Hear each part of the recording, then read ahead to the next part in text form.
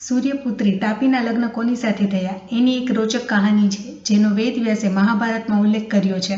કુરુવંશની શરૂઆત કેવી રીતે થઈ એ પણ આ જ કહાની સાથે જોડાયેલ છે. અતિ પ્રાચીન કાળમાં હસ્તિનાપુરમાં એક પ્રતાપી રાજા રાજ્ય કરતા હતા, જેનું નામ હતું સંવર્ણ. રાજા સંવર્ણ એ સૂર્યની સમાન તેજવાન હતા.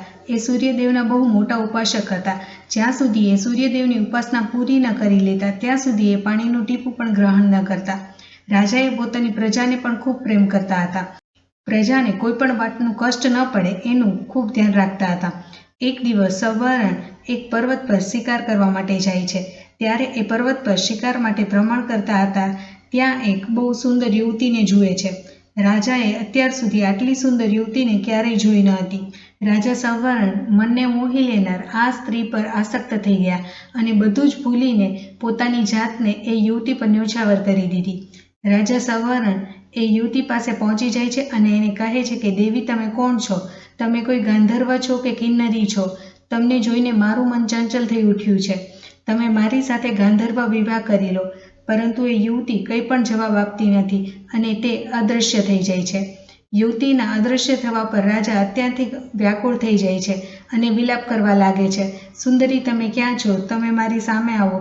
સંવર્ણની આવી હાલત જોઈને એ યુવતી ફરીથી તેની સામે આવે છે અને કહે છે કે હું સ્વયં પણ આપના પર મુગ્ધ છું, પરંતુ હું મારા પિતાની આજ્ઞા વિના વિવાહ ન કરી શકું. હું સૂર્યદેવની નાની પુત્રી તાપી છું. જ્યાં સુધી મારા પિતા આજ્ઞા ન આપે ત્યાં સુધી હું વિવાહ ન કરી શકું.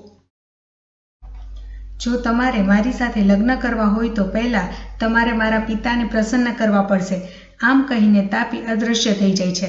સંવર્ણ પાછા વિલાપ કરવા લાગ્યા અને બેહોશ થઈને પડી ગયા.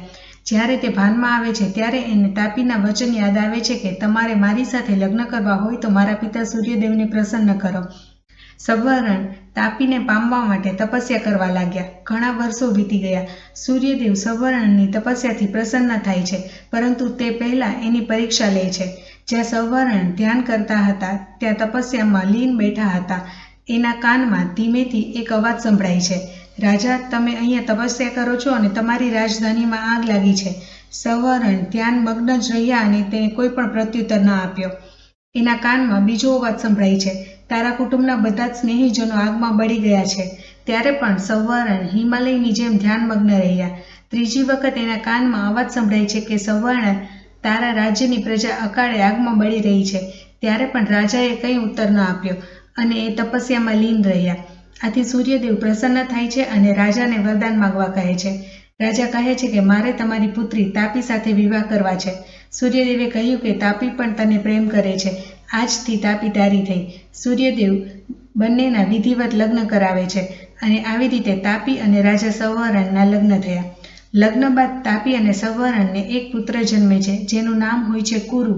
કુરુ પણ પોતાના માતા પિતાની જેમ પ્રતાપી અને પુણ્યાત્મા હોય છે. કુરુ એક મહાન રાજા બને છે અને તેના થકી જ કુરુવંશની શરૂઆત થઈ. પાંડવો અને કૌરવો પણ આ જ વંશના વંશજો હતા.